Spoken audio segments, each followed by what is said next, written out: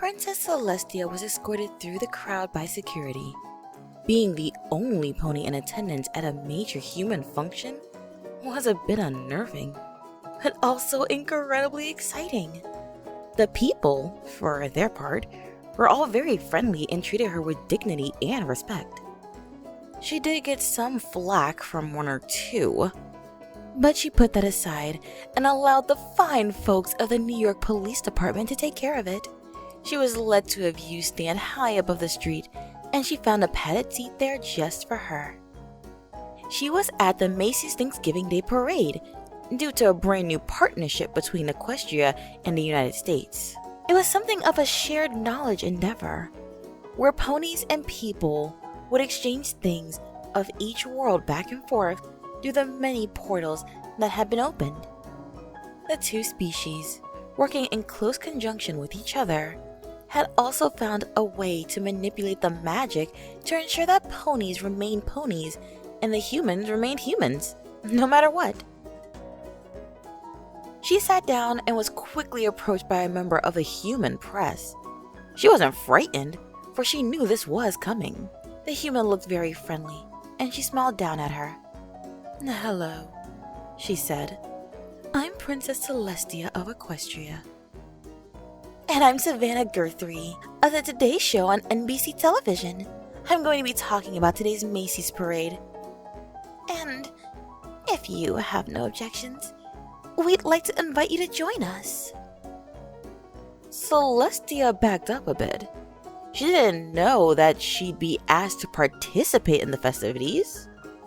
She figured she would give a few interviews, take some pictures, and just generally act as she normally did on these official visits.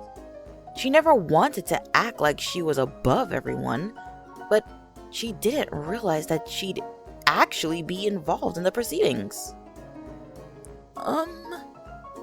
Sure, I guess," she said.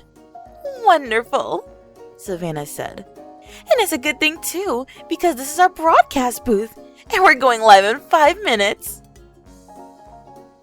With that, she bowed to Celestia and hurried off to finish preparing. The bright white princess sat there in shock. She was still new to the idea of television and cameras, and although she understood the basic idea, the concept of being broadcast live to millions of viewers made her nervous. "Get a grip, Celestia," she told herself. "You can do this." 5 minutes later, Celestia found herself staring into a camera with a big smile on her face, even though she didn't have a clue of what was going on or where everything was headed. The part of her that was scared tried to claw through her confidence, but she was determined to make a good impression.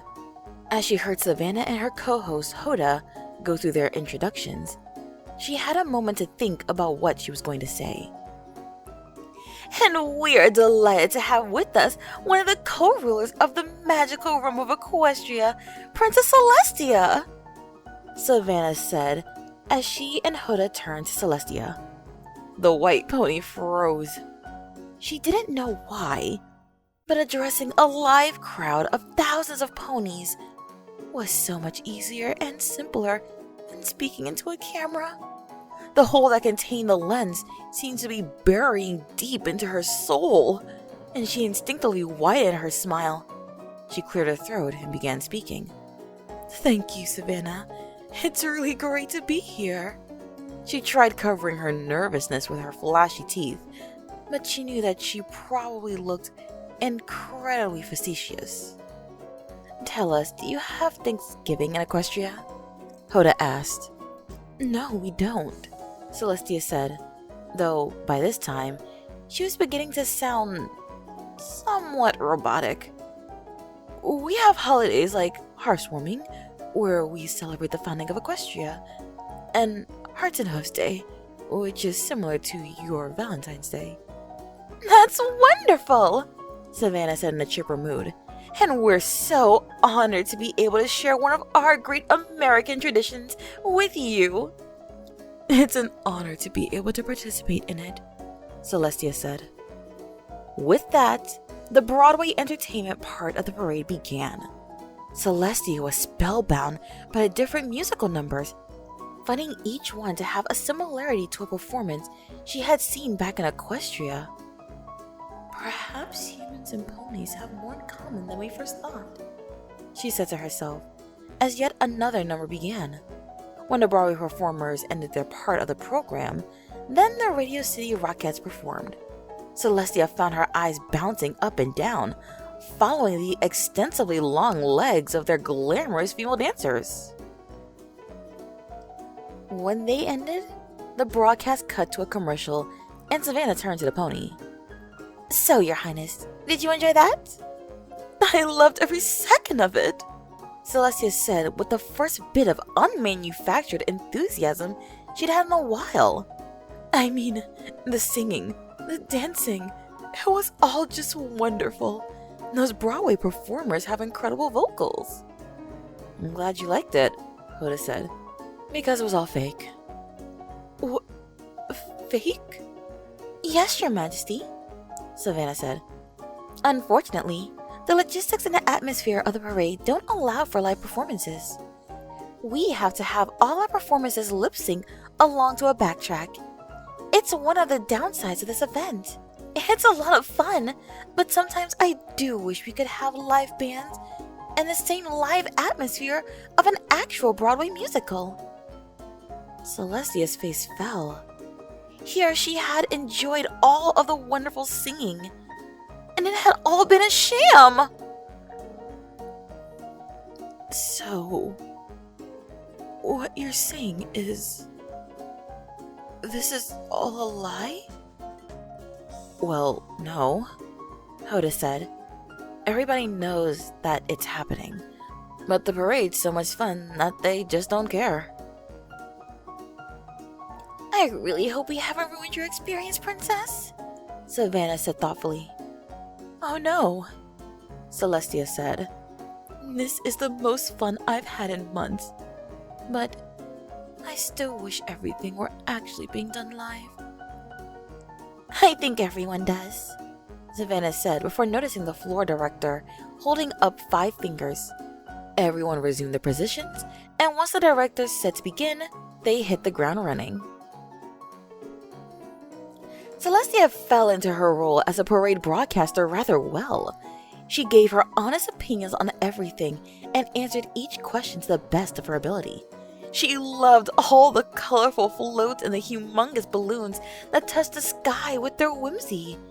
She even enjoyed seeing Santa Claus at the end of the parade, and made a mental note to invent a character to use for foals at heartwarming time. But what she loved the most about the parade and the entire Thanksgiving holiday was the sense of togetherness and family that it seemed to exhume out of the dirt of life. She had noticed, with some sense of sadness, that humans always seem to be arguing about something. So having a holiday where the things that were most important in life were celebrated seemed to make perfect sense. "This is a splendid idea," she thought to herself. "Too often, even us ponies have a difficult time getting along. We always rush around, trying to get things done. Perhaps if we have our own day of simply being together and giving thanks for what we have, we could slow down and realize just how important we are to each other. The parade is wonderful, and the idea that so many can be brought together for a day of realizing the value of thankfulness is even more amazing. Yes, I'll be announcing our very own Equestrian Day of Thanks when I return."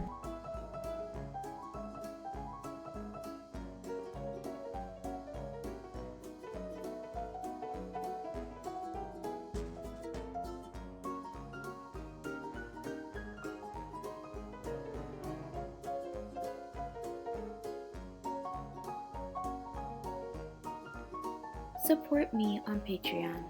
Subscribe and make sure to ring that notification bell to know when I post new content. And please, feel free to join the Lotus Garden. Links in the description. Thanks for listening, and look forward to more. Good night, every pony.